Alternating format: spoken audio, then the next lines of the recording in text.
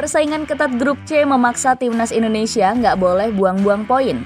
Setiap angka akan sangat berharga untuk menjaga mimpi lolos ke Piala Dunia. Timnas Indonesia harus menatap laga-laga berikutnya dengan ambisi kemenangan. Skuad Garuda bisa mengincar poin penuh saat melawan Australia, Bahrain, dan Cina. Pasukan Merah Putih juga harus mati-matian bertarung di laga penentuan kontra Jepang. Bagaimanakah hitung-hitungan timnas Indonesia bisa lolos ke Piala Dunia 2026?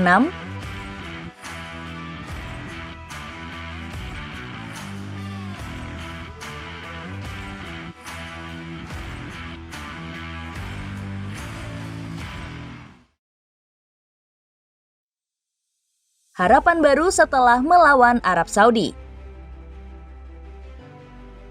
Ambisi timnas Indonesia menembus Piala Dunia masih terus terjaga usai mengalahkan Arab Saudi. Skuad Garuda berhasil bangkit usai dihempaskan oleh Jepang dengan skor 0-4.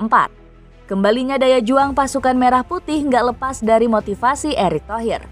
Ketua PSSI ini juga meminta para penggawa timnas Indonesia untuk evaluasi besar-besaran. Jadi malam ini saya ingin semua yang ada di sini untuk introspeksi diri. Kalau kalian ingin lakukan di sini sebagai bagian dari tim ini, ujar Erick Thohir. Pesan dari Erick Thohir ini diduga juga menjadi sindiran keras untuk Shin Tae-yong agar segera berbenah. Sang pelatih terancam dipecat jika gagal meraih hasil positif kontra Arab Saudi. Ketegasan Erick Thohir ini bikin Jay Itzes mengajak seluruh pemain untuk bersatu. Nova Arianto menyebut, sang kapten meminta seluruh pemain untuk rapat darurat. Sebelum kami melawan Arab Saudi, pemain melakukan meeting di satu ruangan yang hanya berisi mereka. Mereka saling menguatkan pikiran dan Jay Itzes lah yang mencetuskan ide tersebut, ucap Nova Arianto. Skuad Garuda akhirnya bisa kembali bersatu untuk melumat habis anak asuh Herve Renard. Kemenangan ini bahkan membuat berbagai media asing kaget bukan kepalang. Kanal berita lokal Singapura, The Straits Times, ikut terkejut mendengar kekalahan Arab Saudi. Indonesia secara tiba-tiba masuk persaingan grup C berkat kemenangan 2-0 atas Arab Saudi di hadapan pendukungnya di Jakarta pada 19 November, tulis The Straits Times. Selain itu, EP News juga kagum dengan kehebatan timnas Indonesia melibas Arab Saudi. Indonesia mengejutkan Arab Saudi dengan skor 2-0 di Jakarta. Gol dari Marcelino Ferdinand yang bermain untuk Oxford United di divisi kedua Inggris memastikan kemenangan gemilang bagi negara Asia Tenggara yang terakhir kali tampil di Piala Dunia pada tahun 1938, tulis EP News. Persaingan ketat grup neraka.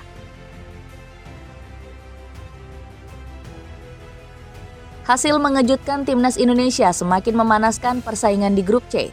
4 negara saling sikut-sikutan karena jarak poin yang gak terpaut jauh.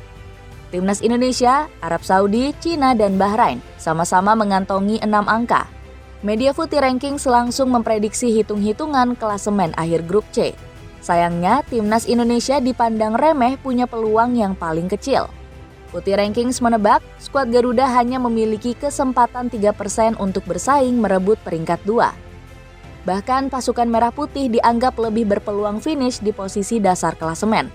Jay Itzes dan kawan-kawan diprediksi punya persentase 55% untuk berada di posisi terbawah. Sementara peluang skuad Garuda bertahan di 4 besar hanya sekitar 42%. Footy Rankings juga memprediksi Cina sebagai kandidat terkuat untuk finish di dasar klasemen. Skuad Naga punya persentase 57% untuk menjadi juru kunci grup C. Namun Branko Ivankovic menilai, prediksi Footy Rankings ini nggak perlu dianggap serius. Juru taktik asal Kroasia ini justru menilai persaingan grup C masih sangat terbuka.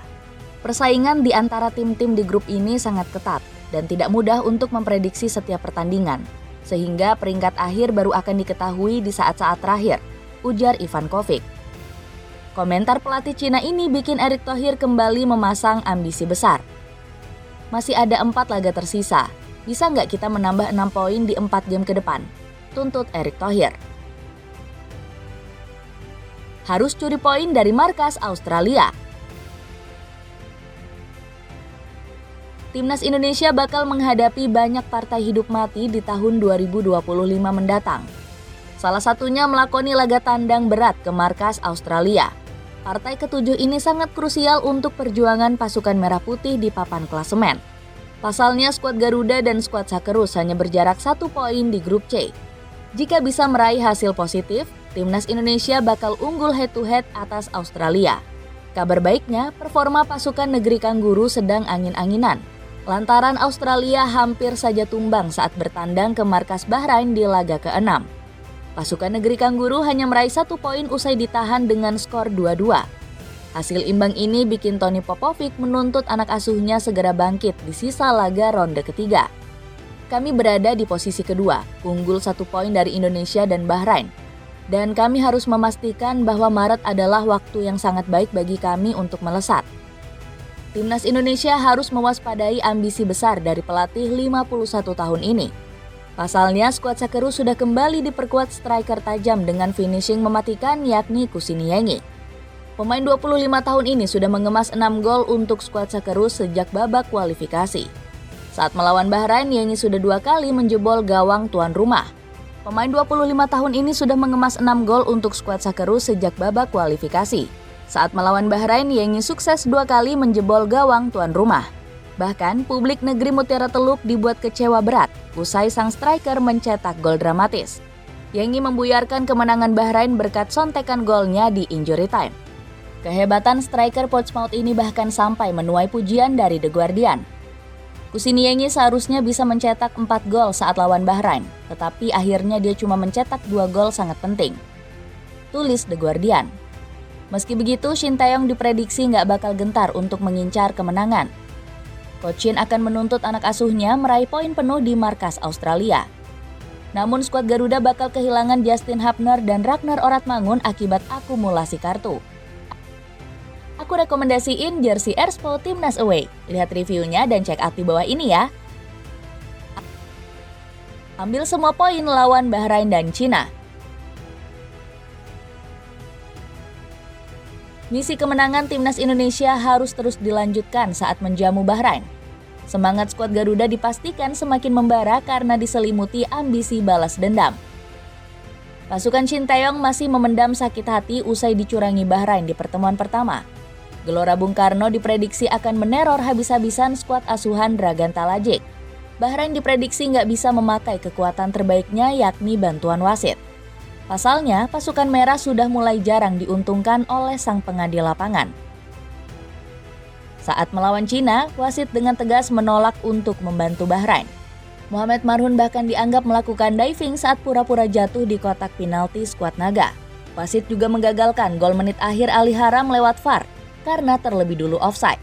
Nasib sial Bahrain semakin memuncak usai Walid Al-Hayam di kartu merah pada menit 99. Saat melawan Australia, skuad Mutiara Teluk juga terkena karma bobol di menit 96. Nasib buruk ini dianggap sebagai pembalasan untuk Bahrain saat mencurangi Timnas Indonesia. Kesulitan mendapat bantuan wasit bikin Dragan Talajic ketar-ketir jelang melawan skuad Garuda. Kami harus bekerja keras untuk mempersiapkan diri menghadapi laga selanjutnya. Setiap laga terasa seperti partai final. Pertandingan melawan Jepang dan Indonesia akan sangat sulit, ujar sang pelatih. Shin Tae-yong harus memanfaatkan ketakutan Bahrain untuk meraih poin penuh. Namun, Coach Shin juga wajib meredam taktik buang-buang waktu dari pasukan merah. Skuad Garuda juga wajib lebih tajam saat menyelesaikan peluang emas. Mencetak lebih banyak gol diprediksi bakal ampuh untuk menjatuhkan mental Bahrain. Setelah menghadapi Bahrain, Timnas Indonesia akan dipertemukan kembali dengan Cina. Pertemuan kedua ini bakal menentukan nasib skuad Garuda di ronde ketiga. Oleh karena itu, Shin Tae-yong wajib membungkus 3 poin di Gelora Bung Karno. Syaratnya, skuad Garuda harus bisa memaksimalkan peluang di depan gawang. Pasalnya, pasukan Merah Putih buang-buang banyak kesempatan di pertemuan perdana. Skuad Garuda hanya berhasil mencetak 1 gol dari 6 tembakan ke gawang Cina. Selain itu, Shin Tae-yong juga diprediksi harus menurunkan egonya dalam memilih starting line up. Coach Shin sempat dikritik keras karena bikin rotasi aneh di pertemuan pertama. Pelatih asal Korea Selatan ini juga wajib mewaspadai taktik tipuan Branko Ivankovic. Saat kalah di Qingdao, Cina memilih bermain menunggu untuk mengakali Timnas Indonesia. Shin Tae-yong sampai kaget skuad naga nggak menyerang sporadis di kandangnya sendiri. Timnas Indonesia juga harus mewaspadai amunisi lini serang Cina. Wu Lei, Zhang Yuning dan Behram Abdulweli bisa menghukum pertahanan skuad Garuda. Branko Ivankovic juga semakin memantau ketat kekuatan timnas Indonesia. Indonesia punya kekuatan yang tangguh dan pasti akan semakin baik lagi. Oleh karena itu, kami harus tampil maksimal di setiap pertandingan untuk meraih poin. Selain itu, Fan Ziyi menganggap timnas Indonesia sebagai rival terberat Cina di grup C. Lawan utama kami sekarang adalah Indonesia dan Bahrain. Jangan berpikir hanya karena kita punya 2 poin yang sama dengan Australia dan Arab Saudi, kami bisa bergegas ke posisi 2 teratas. Beber legenda skuad negeri Panda ini. Mati-matian menahan Jepang di laga penentuan. 2 kemenangan penting dari Bahrain dan Cina akan sangat menguntungkan timnas Indonesia. Pasalnya skuad Garuda bisa lebih santai menghadapi laga terakhir kontra Jepang. Timnas Indonesia akan menjalani partai hidup mati ke Saitama Stadium. Pasukan Merah Putih wajib mencuri 1 poin dari kandang angker skuad Samurai Biru. Hasil imbang ini dianggap paling realistis untuk diraih oleh timnas Indonesia. Namun mencuri 1 poin dari markas Jepang ternyata bukan pekerjaan mudah. Pasukan negeri Sakura punya rekor superior belum pernah kalah di kandang selama tahun 2024. Kekuatan Jepang juga semakin lengkap karena Ayase Ueda akan segera pulih. Ketajaman sang striker menghasilkan 8 gol di kualifikasi Piala Dunia. Namun skuad Garuda dinilai sudah belajar banyak dari pertemuan di Gelora Bung Karno. Salah satunya pasukan Merah Putih wajib mengurangi kesalahan di lini pertahanan.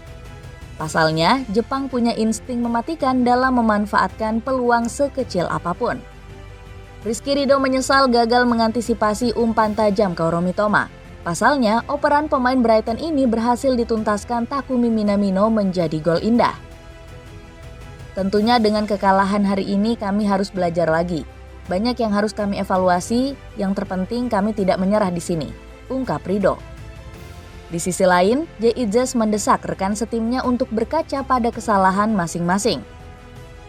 Kami melakukan kesalahan, saya juga melakukan kesalahan. Kami kalah, kami harus merefleksikan apa yang harus diperbaiki, tegas Itzes. Siasat alternatif menembus ronde 4. Timnas Indonesia harus menyiapkan rencana alternatif jika gagal finish di posisi 2 besar. Peringkat 1 dan 2 diprediksi kuat bakal dikuasai oleh Jepang dan Australia. Alhasil skuad Garuda harus mati-matian mengejar posisi 3 atau 4 di grup C. Jika berhasil finish di zona 4 besar, perjuangan timnas Indonesia akan berlanjut ke ronde keempat. Shin Tae-yong kembali optimis anak asuhnya bisa mencapai target tersebut.